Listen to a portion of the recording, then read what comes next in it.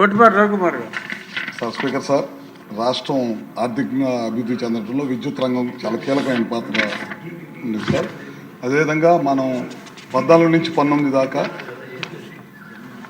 మనం మిగులు విద్యుత్ తోటి రాష్ట్రాన్ని అప్పచెప్తే గత ప్రభుత్వాన్ని 9 సార్లు, గత ప్రభుత్వ టైంలో కూడా 9 సార్లు విద్యుత్ పెంచడం, అదేవిధంగా పీపీఎల్ రద్దు చేయటం, కృష్ణపట్నం వీటీపీఎస్లో థర్మల్ ప్లాంట్స్ ఎక్స్పాన్షన్ని వాంటెడ్గా దాన్ని నిలుపుదల చేయటం, అదేవిధంగా అమ్మాలనుకున్నారు కృష్ణపట్నం, అదేవిధంగా వీటీపీఎస్, అదేవిధంగా విపరీతంగా పవర్ పర్చేసెస్ చేయటం, వీటన్ని కారణాలతోటి దాదాపు విద్యుత్ వ్యవస్థ అయితే దాదాపు 1,29,000 కోట్లు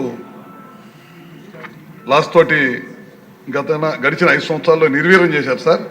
మన ప్రభుత్వం అధికారంలోకి వచ్చిన తర్వాత వీటన్నింటిని కూడా అధిగమించుకుంటూ ఎక్కడ కూడా కరెంటు కట్టు లేకుండా నాణ్యమైన విద్యుత్తుని ప్రజలకు అందించడంతో పాటు ఏపీ జన్కో రికార్డు స్థాయిలో విద్యుత్తుని ఉత్పత్తి చేస్తాం సార్.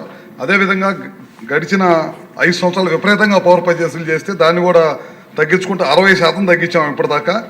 ఇంకో సంస్కరణలు తీసుకొచ్చి ఆర్ఈలో పెద్ద ఎత్తున ఇన్వెస్ట్మెంట్స్ని కూడా ఈ రాష్ట్ర ప్రభుత్వం తీసుకొస్తుంది. ఇవన్నిటి ద్వారా రాబోయే రోజుల్లో ₹1 కూడా విద్యుత్ బిల్లు పెంచకూడదనేదే ఈ ప్రభుత్వ లక్ష్యం. అదేవిధంగా 9 గంటలు నాణ్యమైన విద్యుత్తుకి రైతులకు ఇవ్వాలి, అదేవిధంగా ఆక్వా రైతులకు ఇవ్వాలి అనేదే ఈ ప్రభుత్వ లక్ష్యం. అదేవిధంగా 200 యూనిట్లు కింద కాల్చే ఎస్సీ ఎస్టీలకు కూడా ఏ విధమైన ఇబ్బంది లేకుండా ఈ ప్రభుత్వం అందించాలనేదే ఈ ప్రభుత్వం యొక్క ముఖ్య ఉద్దేశం.